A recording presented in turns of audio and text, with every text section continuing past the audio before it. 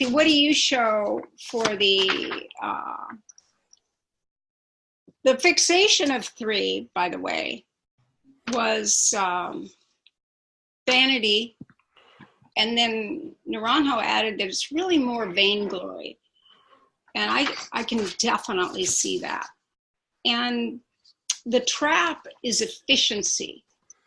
So success is something that we've added to it. That's the outcome. And the way Naranjo would explain it in terms of the subtypes is like conspicuous consumption. So in other words, showing people where you're going, not where you are. Looking better than where you actually are. So it's kind of key because, oops, I lost my view of you guys. I'll just say that for the audience, we've got under vainglory, excessive pride in oneself or one's achievements, excessive vanity. That's 3. Yeah. So I agree with him because when someone's at a lower functioning as a 3, that's exactly what they do. Whereas they actually need to move to harmony and not see themselves as the doer. So in the holy idea, they have to let go of this belief that they are the person that must be doing something for it to happen.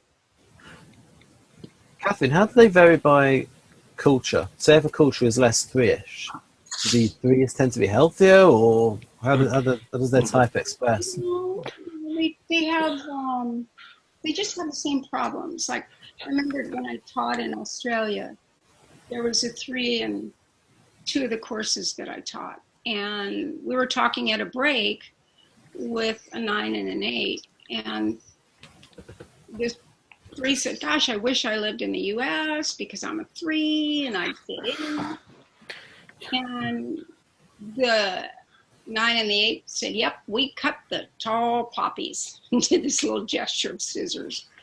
And when I talked further with this person, what I found is you still don't fit in. They're like 4s that say, oh, if I lived in Italy, I would be, my emotions would be normal. But then a sexual 4 saying, I'm a 4 that lives in Italy, and they still think I'm too emotional or too focused on, the relationship. So I say yes and no. It's more common. The world kind of, the goals would match if you're a 3 in a 3 country. But if you're a 3 in another country, you still want to be efficient and look good. You want to do well and look good doing it. Isn't it true that a lot of first-generation immigrants are 3s or 3 in their Tritype because they're... Well, what got them here? A lot of that's the thing. Because they have those people, those kind of immigrants have the gumption to travel, and the children of those really have those values passed on to them. Yeah, even if they weren't born with the Tritype, they would have the imprinting of 3 if the parent was a 3. And you're right. If the parent, seeking asylum is a different story. You could have any type that just needs to keep their family safe.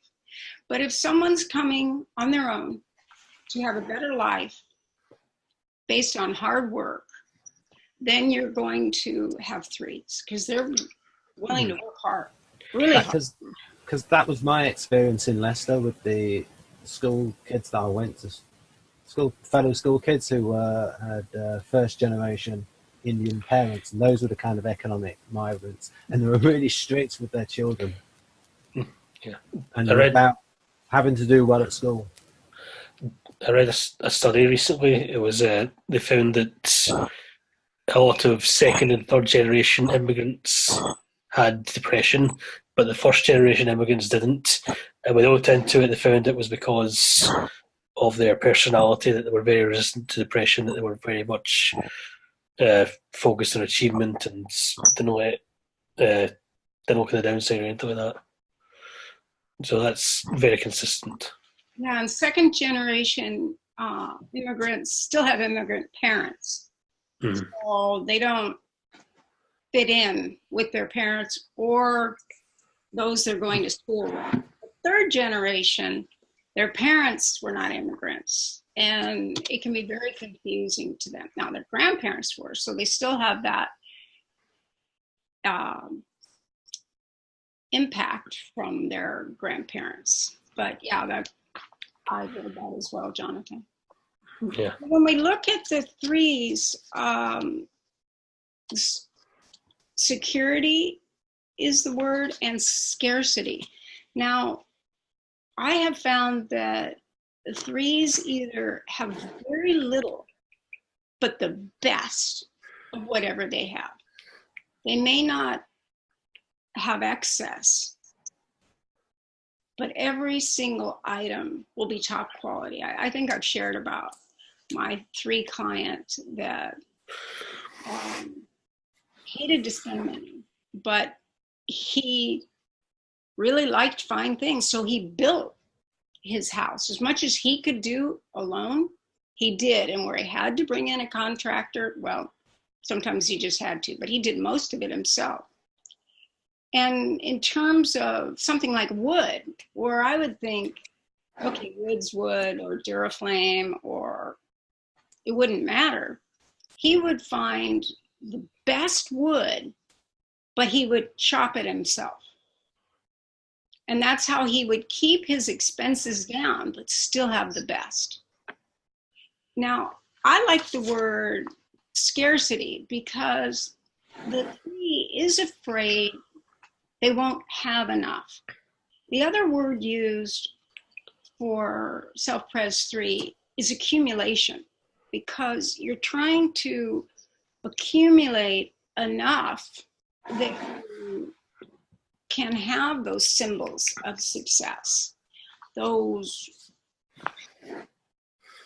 the way that people, without talking to you, can know that you're a person of merit.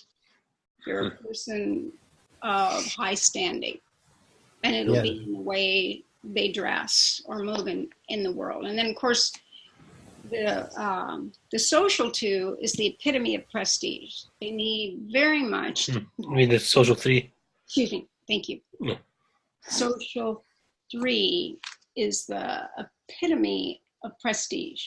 Like, what do I need to do to be prestige? So the people who make the Rolex watches, they're really appreciative of the threes. Yeah, especially like they've never been out of fashion, so to speak, but in the 80s, they were the ultimate symbol of success that everyone recognized. And so many threes had them, I can't even tell you. And the fours, before they even knew they were fours, of course, made fun of the threes, and they would choose a different watch that was maybe an antique watch or something elegant but less distributed. And if it was that common that everyone would recognize it, then they didn't want it. It's just the difference between 3 and 4. But this prestige is each 3, depending on their life, will choose the way they're going to have prestige. Now, they always try to fulfill their parents' dream and then up it. So if their mother always wanted them to be an engineer, they become an engineer. Let's say their father was an engineer, and then they're just that much better. If their family was a minister of some type, then they will become the best minister or do something a little different, because they have to fulfill the family value and raise it up. And the sexual 3 is the masculine and feminine roles for, the virility of a man and the femininity of a woman. Meaning, in the original teachings, they were broken out by gender in some cases, especially like with the 3, and we'll see it again with the 6.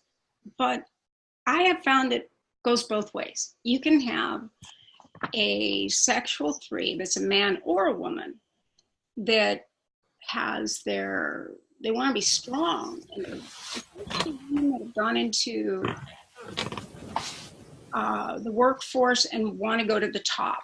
They have more characteristics of someone that is achievement bound, but are tougher than others. So, and they can still be the sexual, but a lot of them are social.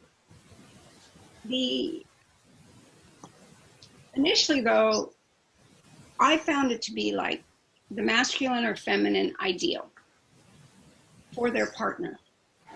So I saw 3s over and over again, changing the way they dressed to match their new partner. So if their partner loved really preppy clothes, they would wear preppy clothes. And then if they have a new partner that likes a little edgier clothes, then they start wearing edgier clothes. It was just, I was like, what? Wait, that's not the way you dress. When did you start dressing like this? And then if they had like 3 relationships, I'd say, yeah, you change to match the person you're with, don't you? And they wouldn't even know it, by the way. Now, 9s do that as well, but the 3s are trying to become the ideal for their mate. They are the softest 3. Now, incorrect disseminations of type 3, there aren't as many. But if you think of the high side of 3 is truthfulness, which is very hard because what they struggle with is deception and self-deception, which is why they can't often catch when they're in their defense strategy and they are, often running with deceit, because that's their passion is deceit. Whereas the passion of the 2 is pride, and the passion of the 1 is anger. And yet you ask a 1 if they're angry, and they go, no, I'm not. And they fight back. Well, and 2s can't even imagine that they're, well, who wouldn't have pride? That good to be proud. With regards to anger, from my point of view, it's like I've chosen not to be angry. I felt angry, and I stopped it, so therefore I'm not angry. Exactly. That's how I go about it. That's great. So, It's a great example, because that's the belief. The anger was rising, but since you're not speaking it, you're not having it. I think there's also an edge to it as well. There's in the back of my mind, I'm treating anger almost like a weapon of last resort as well. Like, so it's not just I'm not angry. It's not just that I'm not angry. It's that I know I'm not angry because if I was angry, you would know it. Yeah, you'd hear it coming. Yeah. Yeah, and that's so true.